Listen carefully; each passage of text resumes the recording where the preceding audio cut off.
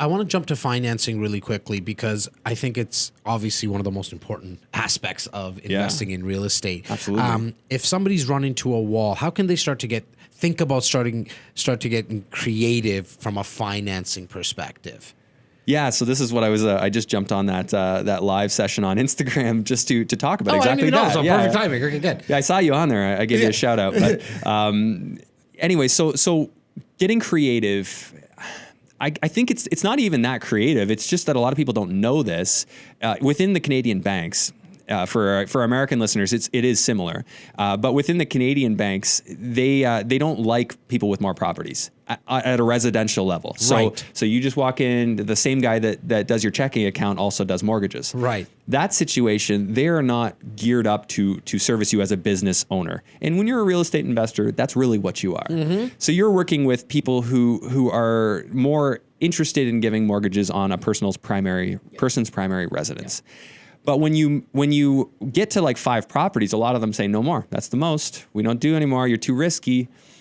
But all you would really have to do is go into that bank and say, could I speak with the commercial lending department? Oh, sure. There's a separate number. They actually have a different office. Okay. You call that number. You speak with somebody. They're like, how many properties do you have? You say 5. And they're like, well, that's a start, but we really would like it if you had a few more than that. So same bank, different answer. Yeah, I love it. Polar opposite answer. Yeah.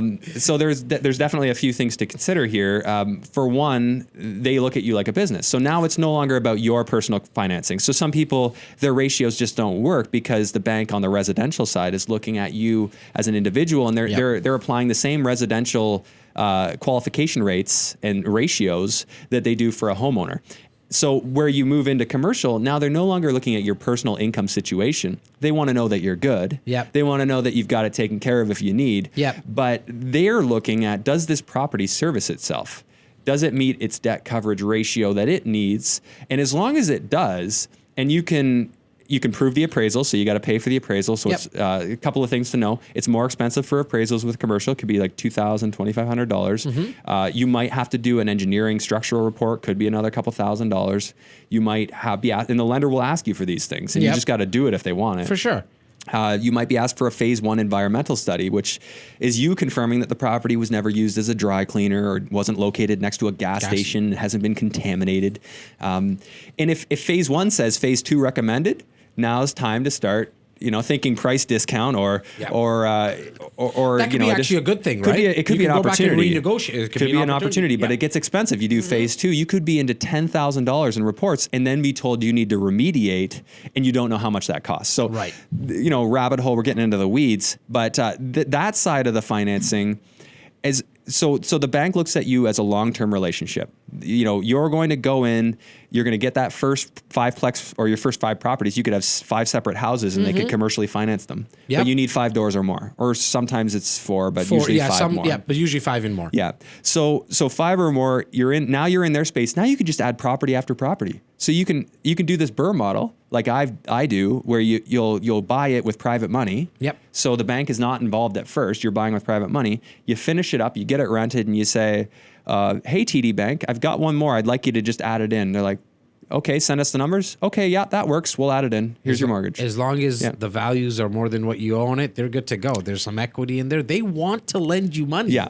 It's not a nonprofit organization, guys. Like they want to lend you money. It's a matter of you actually just asking questions. Right. And so you're going to pay more typically with commercial, but are you in business or not, right? You might have to find better deals, but the whole point is, as you get further into business, you should get smarter about finding better deals, and you should be able to spot them, figure out how to make it work. So you can continue to grow that way, and they're going to keep encouraging you to grow. They're going to say, we want you to grow to 100 units. We want you to grow to 200 units. They are going to ask you on the onset, though, show us your credit, and what are your skills and experience to be able to do this? Why should we believe that you can manage these? Are you going to hire a professional manager, or are you going to manage it yourself? And if you are managing it yourself, what's your experience? What's your experience? You do have to sell yourself. It's a very different process. And I just think, to answer your question, I know this was long-winded. No worries, yeah. A lot of Canadians, we can do whatever now. A lot of Canadians aren't aware that this is even an option. They're not aware. They think that when the bank says no, that means no. Another thing I will say is that no doesn't mean no. I've been told by RBC Private Banking no, why would you even bring this to us? Like, this won't work. And she didn't say it in those words, but she was kind of rude. Yeah. And then I went to another guy in RBC and got that same deal done. So no doesn't mean no. Just because one person can't even do it, like, I mean, just great experience, right? Like, Yeah. just because one person at the same bank can't do it, ask somebody else. And if that bank can't do it, how many lenders? I've been quoting like there's probably 477 lenders in the country. Is there more than that probably now? That sounds about right. I don't know the exact number. I saw it somewhere because I've had to have seen it somewhere, like maybe on Google, because it's such an oddball number. But guys, like if you ask 35 lenders and they don't give you a mortgage, you still got a lot more to ask. Like you can still keep on. Now, I'm not saying having everyone check your credit, but send them a deal, see what their thoughts are on it, right? And maybe get a second or a 50-second person to look at it, another set of eyes, so to speak. Right? Well, if I could give one simple piece of advice that I think most people can wrap their head around, if like for me wanting to buy student rentals, that's a perfect example, because student rentals, banks hate them. Right. Like, generally speaking, banks do not want to do student rentals because they think the property is more likely to get damaged. They know the horror stories. They've heard them. So generally that's hard. So I'm like, well, I come from the mortgage world and I've been told that no one does student rentals. Yet student rentals exist. Somebody financed them. They didn't buy them cash. These people didn't all buy cash. So I started literally looking up the properties that were recently sold that I knew were obvious student rentals. I found the owners. You can do this online with TerraNet. You can actually look up property owners. Anyone can do it. It's about $30 a search. Open to the public. Yeah, from a mortgage agent standpoint, I have access that I pay for, that I can do it for cheaper in the grand scheme of things. But so I looked them up. I Googled the ones I could find. I started to find doctors and lawyers. And so I started calling them. Who is your realtor? Started calling them. Who do you use for financing? And this is the guy that does all of our stuff. Boom, called that guy. Now I am no longer working with the person that says they can do a student rental. I'm working with the person that does it and has done it 10 times in the last month. And it's his or her niche. Right? Exactly. And all they want to do is give you financing on student rentals, and you're not wasting time. Right. This particular guy knew how to get student rentals done with CIBC.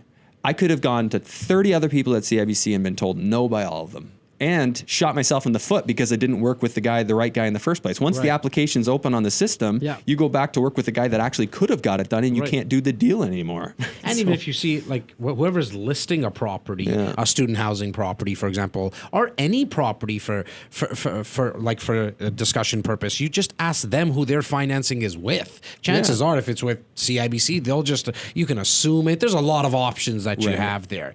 Well, with the big banks, you have more flexibility, because sometimes they'll look the other way for high net worth. Like, we don't do student rentals, but for you, we will. We will. Whereas some of the alternative lenders or the trust companies, monolines, they won't do that. Like they don't flex like that. Right. So you might have more flex if you work with a bank. But like I said, it's all the same. If you find out when you make those calls, if you find out it was a mortgage broker, that's probably your guy. Exactly. You don't need to work with the bank directly. You can work with a broker if they have a particular savvy for getting things done. Well, I've always advocated in the 15 years I've been in the business to always work with an independent mortgage broker, not only if you're investing, but definitely, in my opinion, when you're investing, because they just have access to so much more, especially if you're looking at your first home or second home, because an independent mortgage broker, most of the time, it doesn't cost you anything, and they do all the homework, they do all the research, they do all the legwork. They're the expert, right? They're the expert. You do the credit check. They do the credit check once. They have your file, and then they shop for you, essentially. It's like a personal shopper, right? Like in terms of a mortgage.